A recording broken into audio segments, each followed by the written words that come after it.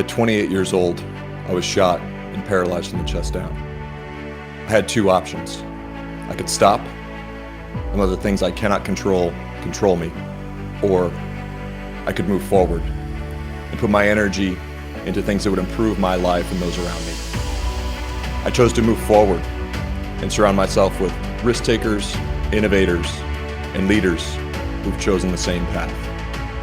Join us on the journey.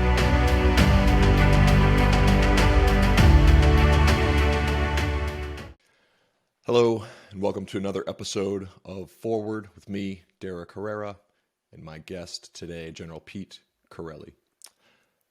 It was amazing to speak with General Chiarelli and learn about the intricacies of serving for almost 40 years in the U.S. Army as an officer and serving as a leader up until the point where he was the Vice Chief of Staff for the U.S. Army, which is the second highest ranking officer in the service. A lot of interesting lessons learned, and particularly insightful about how he came to be passionate about supporting veterans with traumatic brain injury and post-traumatic stress. And we talk a lot about how he had dedicated his life since the service to helping support these initiatives as a member of the One Mind initiative and board member to an advisor to other companies developing new and innovative technologies such as NightWare. I want to give a quick introduction to NightWare. It is a wearable device that is non-pharmaceutical that can help anyone struggling with post-traumatic stress in the form of nightmares. And this device was recently awarded breakthrough device designation by the FDA. They're continuing to conduct additional studies. So if you know any veterans or other members who may benefit from this technology, they are currently looking for and enrolling participants in their study at sites across the U.S. And you can learn more at their website at www.nightware.com. Had an amazing time speaking with the general and really impressed with how he's led a life of service. We talk about what drove him to join the military at a young age and all the amazing lessons that he learned throughout his time in service. So I truly hope you enjoy this episode of Forward with General Pete Chiarelli. And if you enjoy this episode, please share it with your friends. Please consider leaving a 5-star rating and review if you listen to this on Apple Podcasts so we can help expand our reach and introduce this podcast to members who are not currently part of this movement. Truly hope you enjoy this episode. Hope you'll have a great week. All right. General Chiarelli, welcome to the show. It's great to be with you.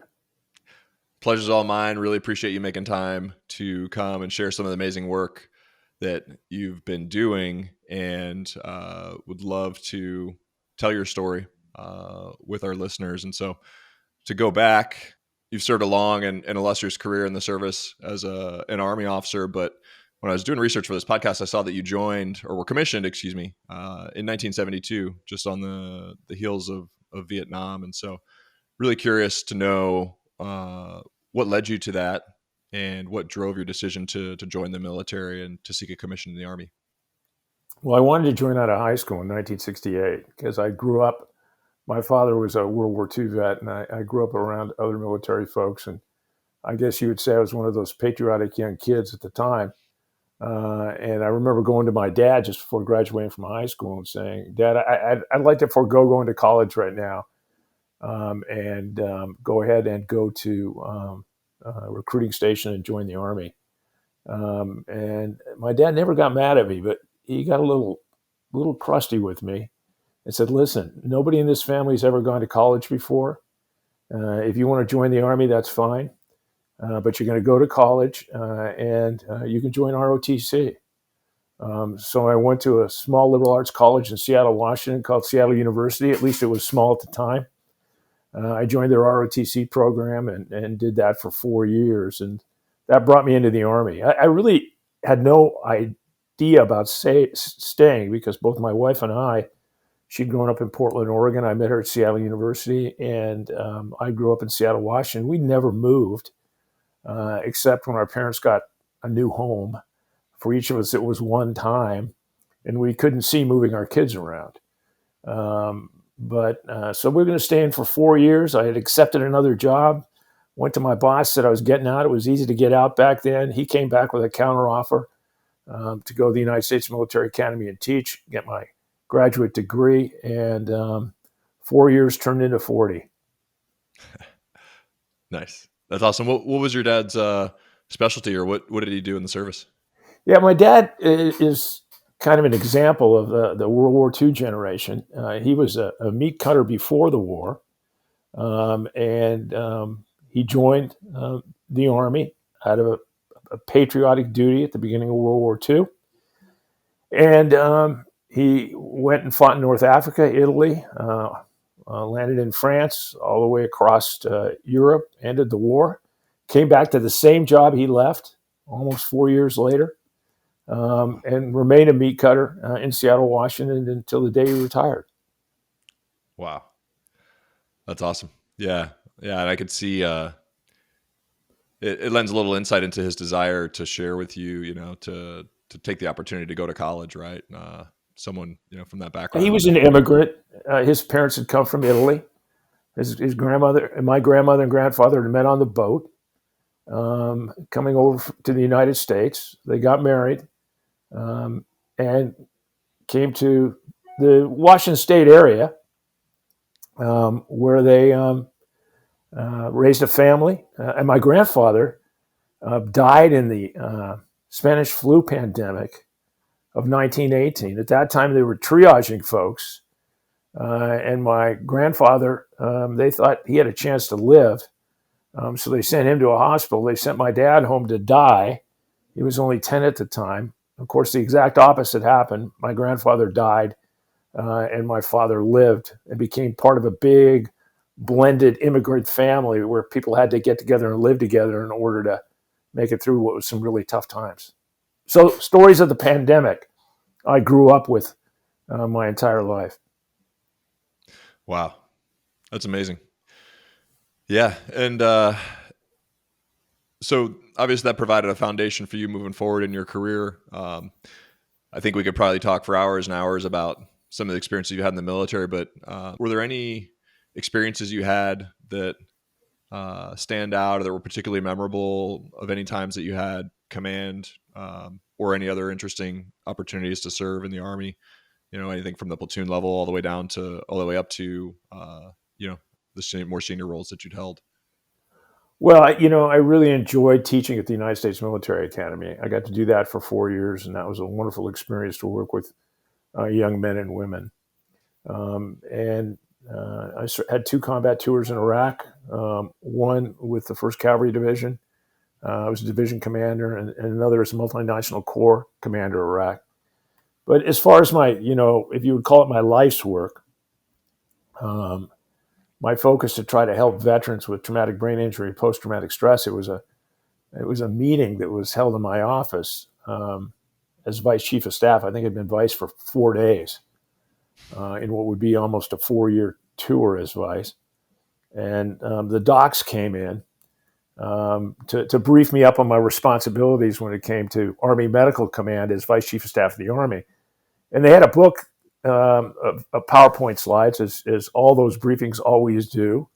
And we got to the 4th slide, and it showed the most serious injuries based on a VA determination that we had so far in the wars in Iraq and Afghanistan. And remember, this is 2008, August of 2008. And they laid a chart in front of me. It was a normal bar chart that was going to show the most serious, the largest number of injuries. And I was for sure thought that those had been shot, been in IED attacks, on the battlefield would be at the far left of the chart, but it wasn't. It showed a combined total of, at that time, 36% of the most serious injuries, where we had a VA determination of 30% or greater disability were traumatic brain injury and post-traumatic stress. And those that had lost arms and legs and had other injuries were down around 11%. I was shocked by that because I really did not know. I knew what traumatic brain injury was. It was concussion. a fancy word for concussion, but I knew about it from, when I was a kid playing football. When you got stung on the head, the football coach would look at you and say, "Shake it off and get back in the game." And I had no idea what post-traumatic stress was. And here I had 2 combat tours in Iraq. And that began a internal learning process of trying to understand, because the Vice's job is to kind of look ahead and see what the Army's huge problems are going to be going forward. And it was clear to me that this was going to be a huge problem for us when we had this many in the United States Army that were suffering from traumatic brain injury and post-traumatic stress. And to cut this story a little shorter, when I asked the docs what kind of treatments we had for them, they were less than satisfactory. So that moment, that particular time, was critical to me. Yeah. And so you became the vice chief in 2008, you said, and so the years that you were in Iraq as the division and with the First Cavalry Division and as division commander and things. When were your deployments there? Yeah, it was 2004, 2005 with the First Cavalry Division, and then I came back home for about 8 months, and I went back into Iraq as a multinational corps commander, as a 3-star, leading the 5th Corps command post, in to take over from John Vines as a multinational corps Iraq commander. And I had that all of 2006. Gotcha. Yeah. And so just for any listeners that aren't familiar, that role reports directly to CENTCOM, or was No, there another? You reported directly to the commander in Iraq, who had responsible not only for the operational day-to-day, and that was George Casey for both John Vines and myself. George Casey, who later became chief of staff of the Army, was the overall commander.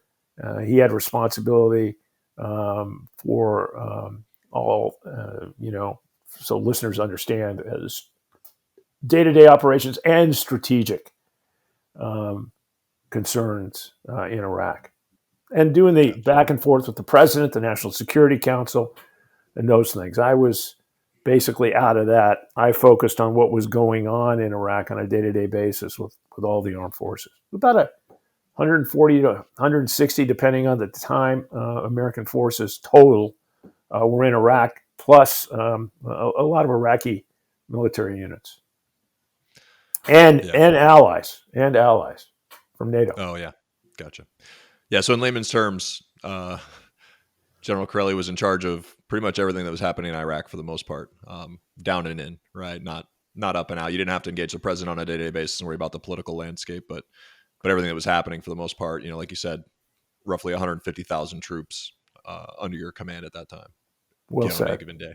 So yeah. And so coming back from that, I would assume you'd seen a lot of these injuries and dealt with and seen the casualty reports and all these sorts of things, but I guess from what you said, it sounds like it wasn't until you were the vice chief and you had the facts and figures presented in front of you in this manner that kind of the reality hit you, that due to the nature of, the changing nature of warfare, or for whatever reason, or even if you didn't know the reason, that this was a new and interesting threat we faced for how we care for veterans after these types of conflicts.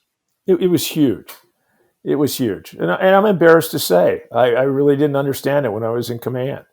I'd been brought up right and knew I had some combat stress teams when I was a division commander and I was a corps commander.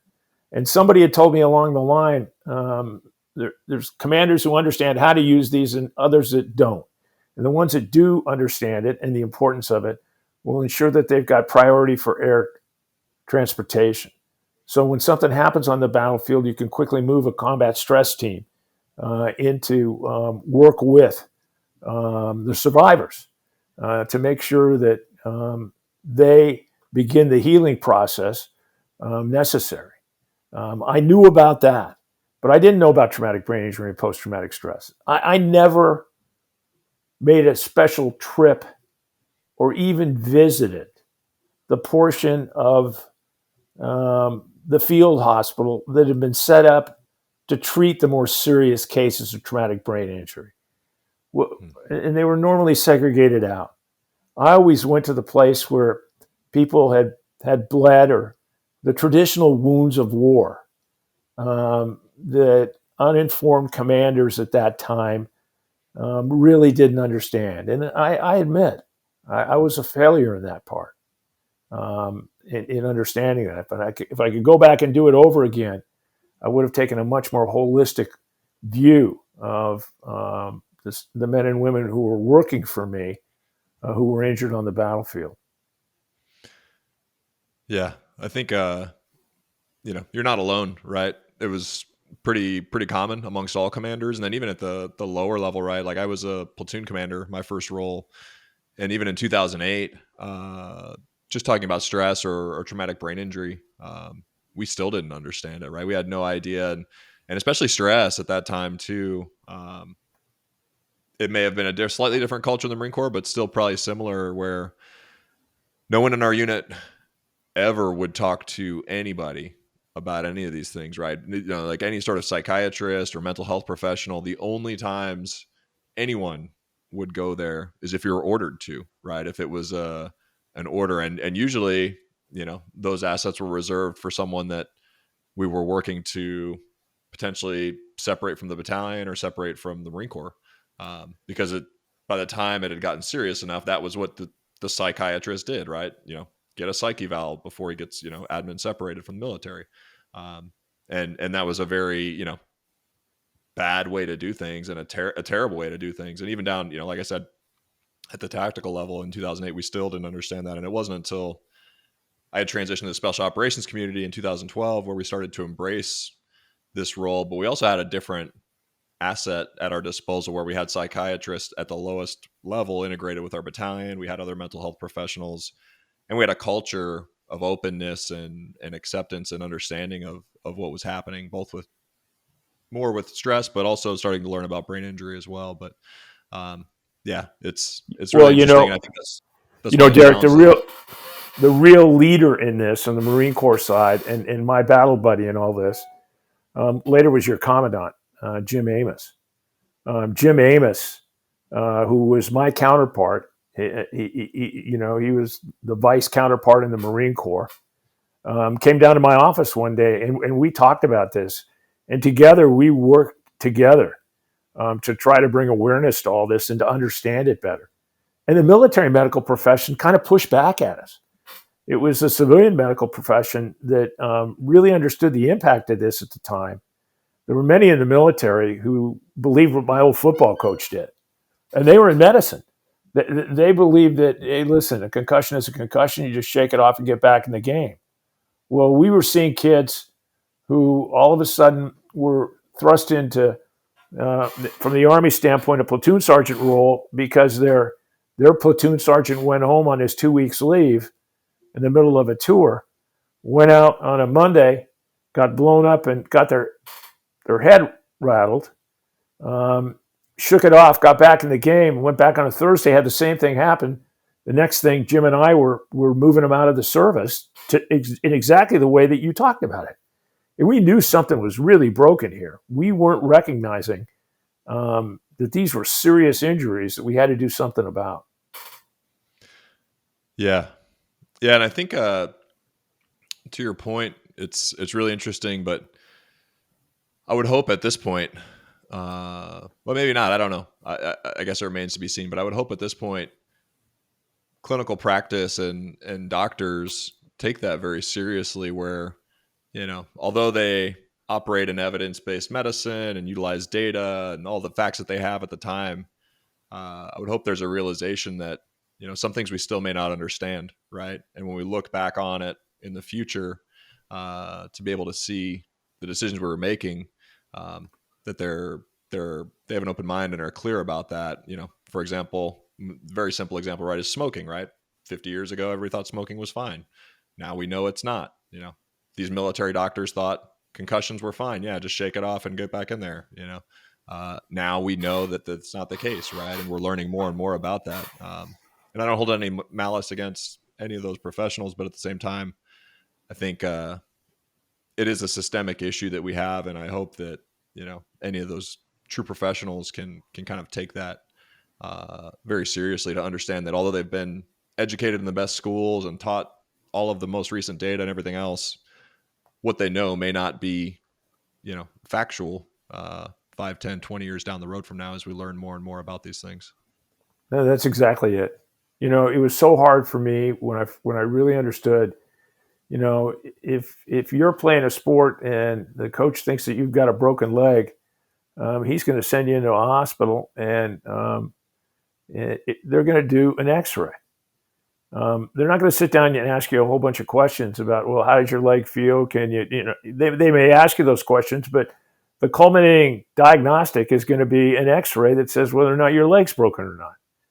But with these two issues, post-traumatic stress and traumatic brain injury, the only tools we really have are cognitive questionnaires we ask people. We had one we used in the battlefield, where we'd ask a kid 30 questions. If he answered 27 or more of them right, he was considered to be okay.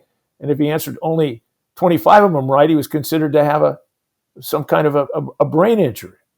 And people don't get that, If you went in with a broken leg and the doctor asked you a bunch of questions and the doctor then said, okay, it's not broken, without even laying a hand on you, okay, without doing that X-ray, you look at him like, what is the matter with you? But that's the state of the science, or at least it was at that time you and I are talking about, for traumatic brain injury and post-traumatic stress. We made great strides in traumatic brain injury. We have not made, in my humble opinion, the same kind of strides in post-traumatic stress. Yeah. And that's a great segue. So that experience, I'm guessing, was foundational for you to pursue your next career after leaving the service and launching the One Mind initiative. But what else led into that decision? And tell us a little more about One Mind and the work that you've been doing since leaving the service. Well, I was with One Mind until 2018. I didn't found the organization. It was found by somebody else, but I gained a certain amount of notoriety in my work with traumatic brain injury while in the service. And then my work with trying to get a handle on the horrible suicide problem we were having in the United States Army at that same time.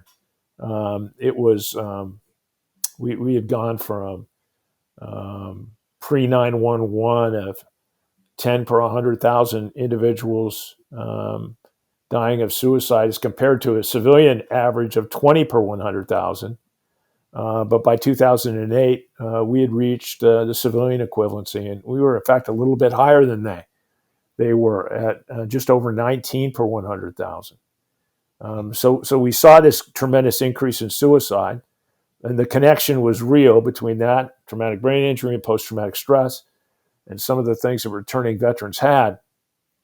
I was asked to come as the first CEO of an organization that had been stood up by a philanthropist named Garen Staglin. I did so with the focus that he agreed to, that we would look to work on traumatic brain injury and post-traumatic stress and try to get new diagnostics so that when you went in, it wasn't just a series of questions that were asked, but it was a no-kidding diagnostic that you would have if you went in and it was thought you had cancer or a broken bone or any of the other kinds of things, or problems with your kidneys or anything else. We began that entire process. I met a great researcher named Jeff Manley out of the University of California at San Francisco, who had put together a team from all over the country. And it put together some money, which I went out to build on, to do a big study of over 3,000 people with traumatic brain injury called Track TBI to better understand and hopefully come up with a biological diagnostic. We were able to do that. Jeff was able to do that. I was able to raise the money he needed and get others interested in it. They have a blood biomarker today that is being commercialized by Abbott. Abbott has the handheld blood analyzer. That handheld blood analyzer was critical. It's called an iStat. It's in every emergency room today. It's got 22 different chips because when old guys like me go in with, let's say, a chest pain, they want to determine, they don't want to just take my blood and send it off to a lab. They want to determine right away whether or not I'm having a heart attack or I had some bad linguine or ate something that, causing whatever problem that I've got in my chest. And they've got a little chip they stick in this handheld blood analyzer. And if they find something called troponin in my blood, they're going to immediately start treating me for the heart attack. If there's no troponin, they're going to say, well, look, let's go over. Did you eat a whole bunch of fatty foods today? All the questions you would ask if somebody had bad indigestion or whatever it might be. So a similar thing is what we wanted to find for traumatic brain injury. Could you find a blood biomarker, something that occurs and happens in the body when somebody's concussed? And because they shared data, entered into real team science, not unlike what we did to come up with vaccines for this pandemic. Real, no kidding team science. They were able to come up with that blood biomarker, and they did it. Before too long, my grandkids, I think if they decide to play sports, contact sports, or my granddaughter decides to play soccer, you're going to see on the sidelines of football games and soccer matches a handheld blood analyzer, and you can take 1 to 2 drops of blood, put it on this little tab, stick it in the analyzer, and it'll tell you without asking my grandson what city he's in and what day of the week it is. It'll be able to tell whether or not he's been concussed and should be treated for concussion. And as important, a medic downrange will have this handheld blood analyzer and be able to tell whether folks have been concussed. So to me, that's a straight, wonderful movement forward. Yeah, that's amazing.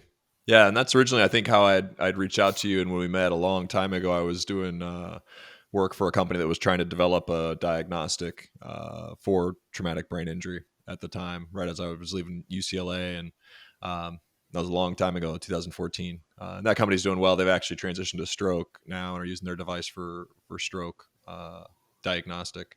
But yeah, it's really impressive. And what you brought up too, I don't want to downplay, because what happens a lot of times, and what you brought up, that innovation is a team sport and team science is not normal.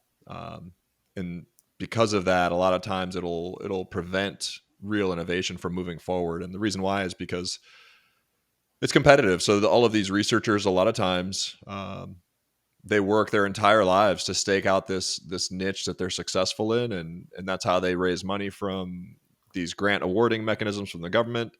And there's very little incentive or no incentive or even disincentive for them to collaborate and work with other people, because if they do, then other people may steal the grant, or they may be more competitive for the funding that they're seeking. And so it's a competitive process. And because of that, the incentives are not always there systemically to collaborate. And that was one of the things I thought was really interesting. What you guys did was the money you raised, any researchers that wanted to access those funds, you forced collaboration in some respects amongst them in the interests of the end user, right? Which is, we have this goal. This is what we want to accomplish. If you want a piece of this, you're going to work together. And I thought that was really unique and much needed. And I don't know if you think that contributed to your success or if that's a model that can be replicated, but I thought it was worth discussing.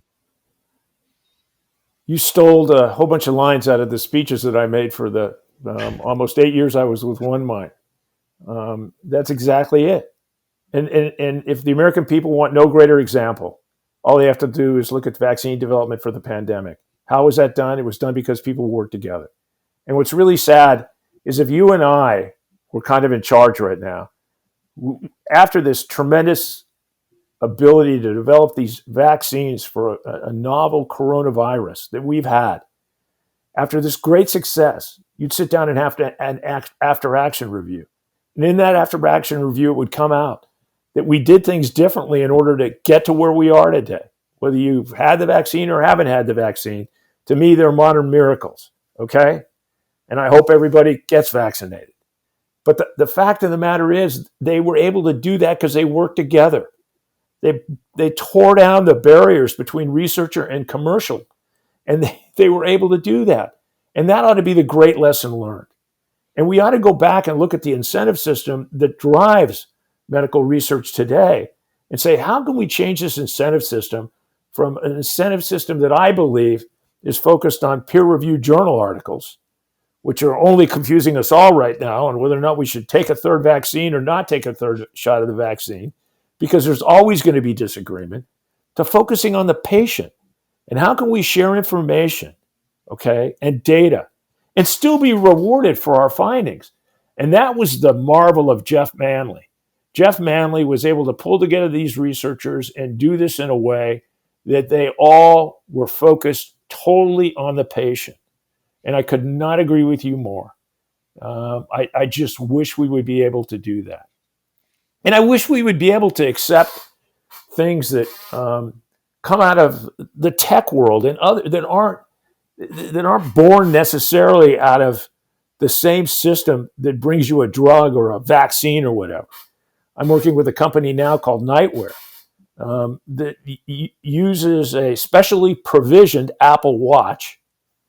And it's specially provisioned. You can't download the app on your Apple Watch, but it uses it to break the cycle of nightmares. And you and I know that many of these kids who come out of combat have horrible, horrible nightmares. And if you have these nightmares, really the only way to end them, quite frankly, is to get drunk every night, to abuse alcohol, and fall asleep in a stupor. And that's not good for anyone.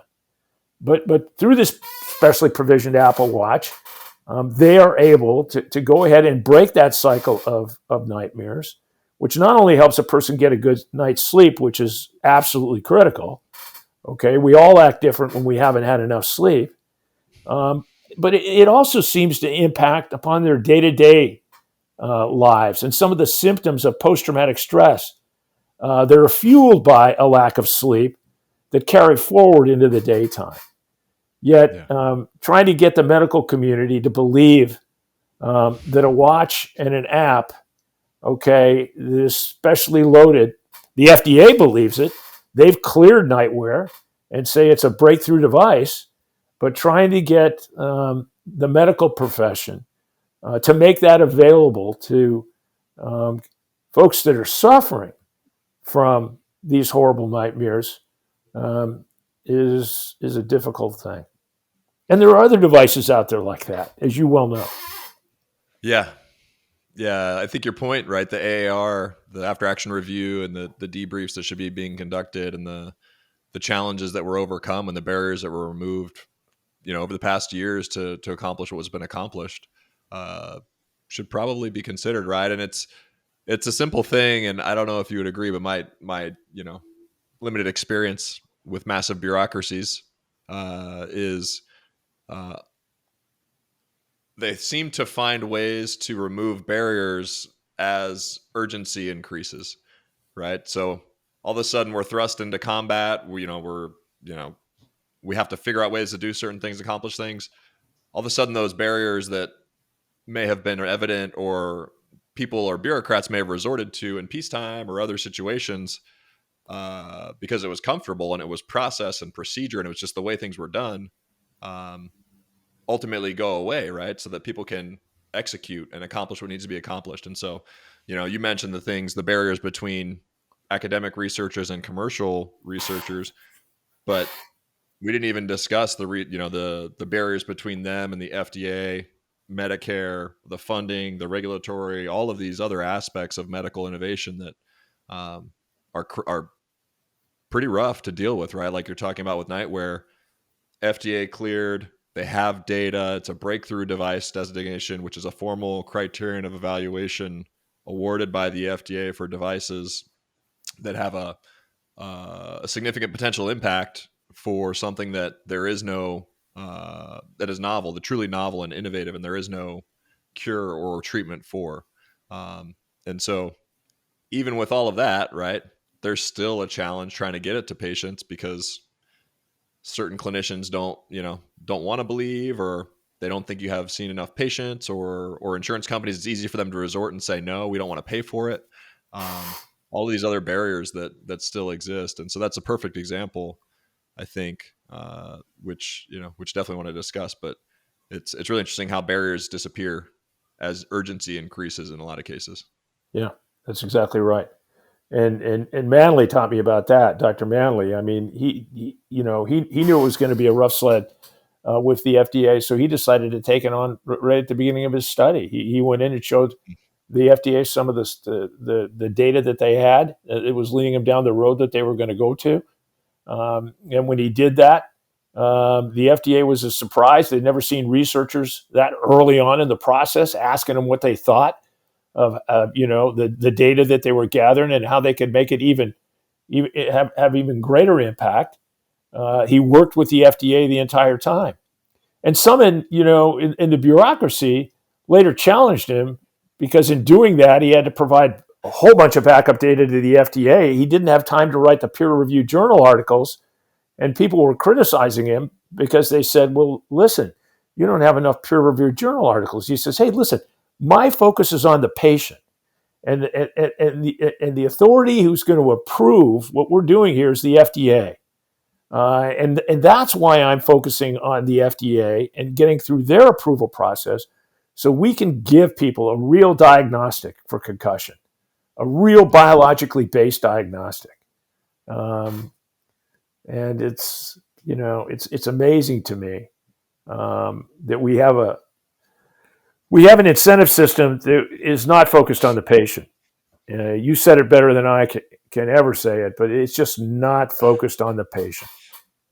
Yeah, it's tough. Yeah, a lot of interesting things, but to your point with NightWare too, just to elaborate a little bit and make listeners more aware of what that is. Some very clever researchers thought that, hey, with all this technology on your wrist and in a cell phone, is there a way that we can pull data from people that may correlate to the onset of these nightmares in patients with post-traumatic stress? And the answer is yes, they've proven that they can. And so basically all it requires, from my understanding, is patient wears the watch for a period of time. And then over time, it learns when this happens, and it will interrupt the nightmare with a gentle vibration on the wrist to gently wake the patient, preventing that nightmare from occurring, right? And so no pharmacological drugs, no, opiates, no alcoholism. Like, it's literally just a watch, an Apple Watch with advanced software, like you mentioned, that's specially provisioned on it that can accomplish this. And that's something, because it's new, right? And software as medical devices and these sorts of things are not totally foreign, but newer to the FDA. The process for implementation and, getting through FDA is a little more challenging than even on Medicare's side, right? Medicare or any of these other major insurance companies, they don't know how much to pay for it, right? And so you have to do these long-term studies, value analysis to show how much it's worth, and hope that bears out so that you can create a business and get this to patients where they need it. And so, also I want to highlight too, you're actively conducting NightWare is actively conducting and enrolling patients in additional studies for additional data and evidence generation as well. So, I don't know if you have any more details on that, General. No, and I think it'd be best because they're opening. I think it'd be best, and they're opening up sites all the time. Is if somebody is out there who wants to use this, and I was attracted to it first because they got FDA approval. I have people come to me all the time with this will cure this. Have you been to the FDA? No, we haven't. They had FDA clearance. The second thing that it attracted me to it is it's non-invasive. You're not asking a veteran to take another pill that's an off-label prescription, and in this instance, it's for the one that's normally prescribed is for high blood pressure. You're not asking them to take another pill. You're just asking them to wear a watch when they go to sleep at night. And in most patients, the vibration, once it realizes that it's doing this, it doesn't wake them up. It just wakes their mind up enough without waking them physically up to break the cycle of the nightmare. And that is what is so amazing. Many of the patients that NightWare has been used on, they never wake up at all. And they don't think the thing is working necessarily because they didn't feel anything at night, but they don't have any nightmares anymore. And what, the other thing that causes the bureaucracy to wince a little bit, this wasn't done like by a PTS researcher who's been working on this for the last 30 years. It was done by a young soldier whose father came back from the wars we've been fighting, had these terrible nightmares, and he was looking for a way to help his father. And he came up with this idea using a wearable, an Apple Watch, and the haptic function on that Apple Watch, and it worked for his dad.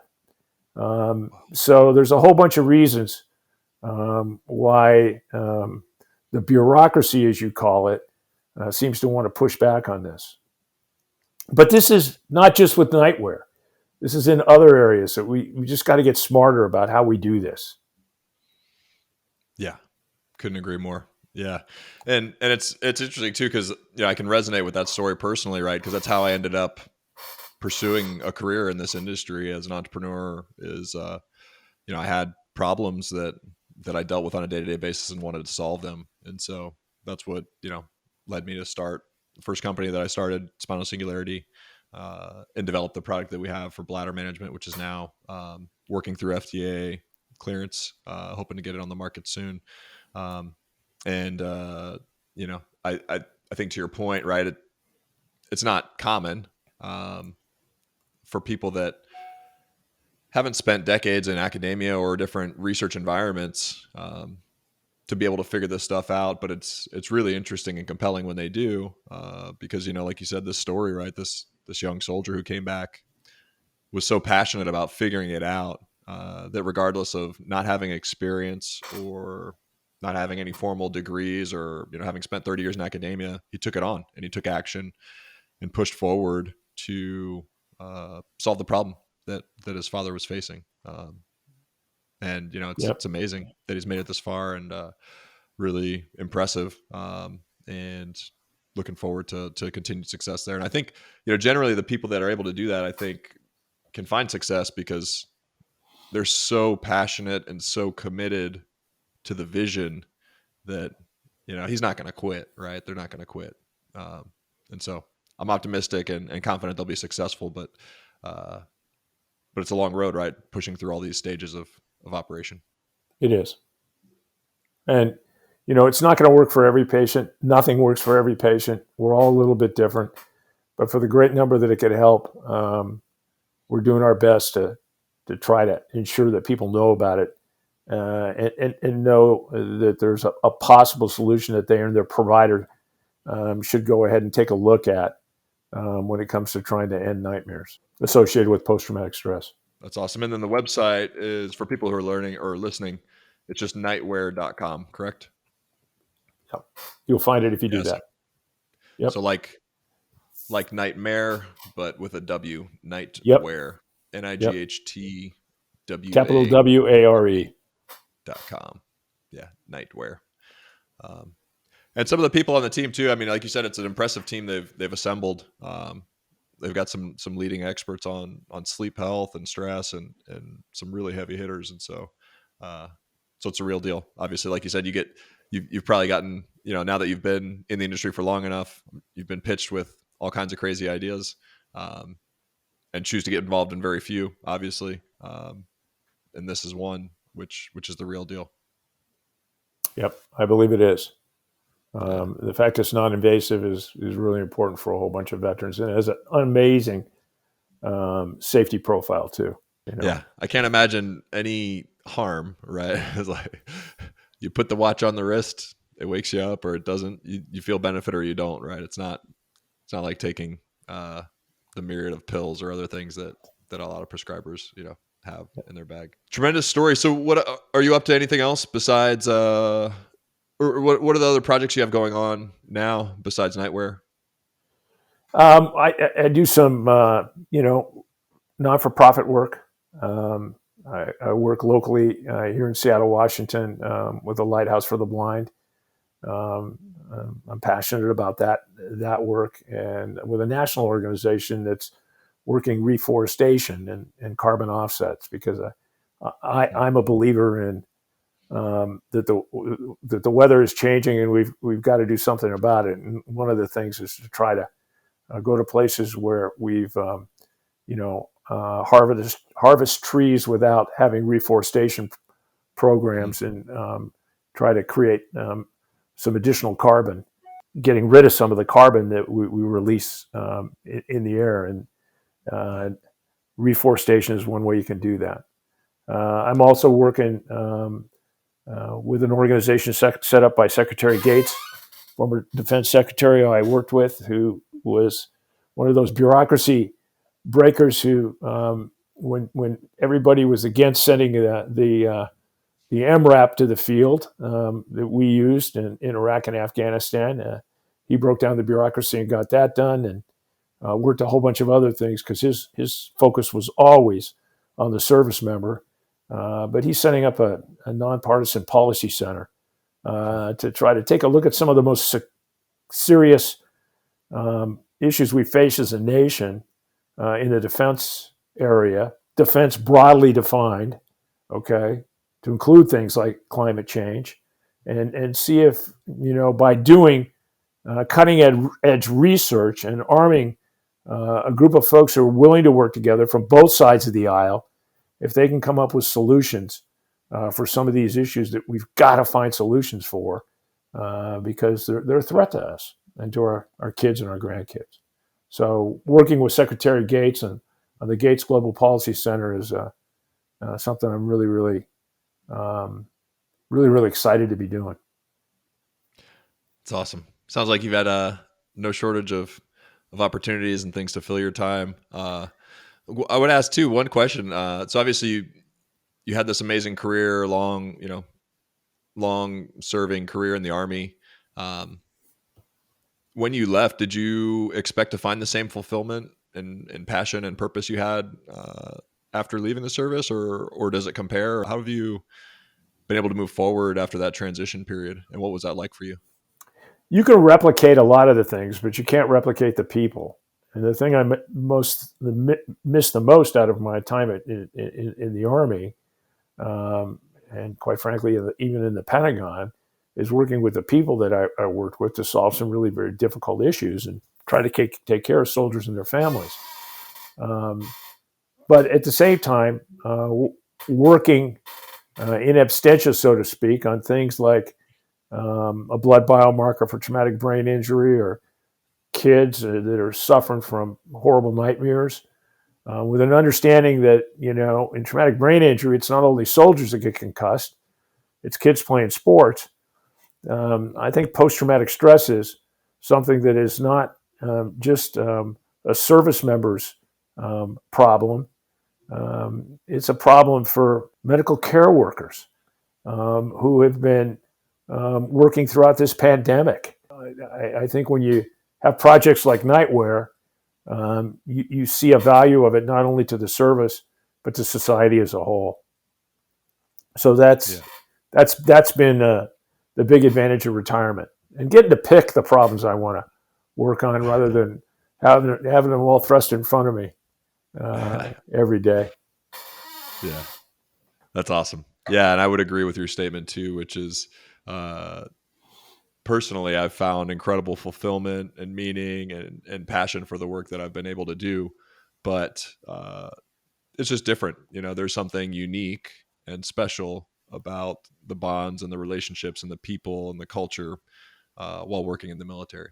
And I don't know that can ever be directly replicated outside of that environment, which is what makes it unique, I think. But knowing that, right, you know, I don't continually go back and think about what could have been or what, feel sorry about that, right? It's just different moving forward. But again, in this line of work, right, I've been incredibly fulfilled, which is awesome. So excellent. Well, General Chiarelli, thank you so much for your time. really appreciate you making time. I know you have a busy schedule, and this has been awesome hearing your story and hearing about the things you're up to now, and all the successes you've had, both in the military and in the civilian sector as well. So I really appreciate you coming on. Hey, listen, I appreciate you, and I appreciate everything you're doing. Your commitment to veterans of all the services is just really commendable. And I thank you for that, for all you've gone through, and the fact that you're still focused on trying to help those who've served and those who we all owe a debt of gratitude to. So thank you, Derek. Too kind. Excellent. Well, pleasure having you on, General Chiarelli. Truly appreciate your time. And this has been an episode of Forward with me, Derek Herrera, and General Pete Chiarelli. Thank you for listening, and hope y'all have a great week.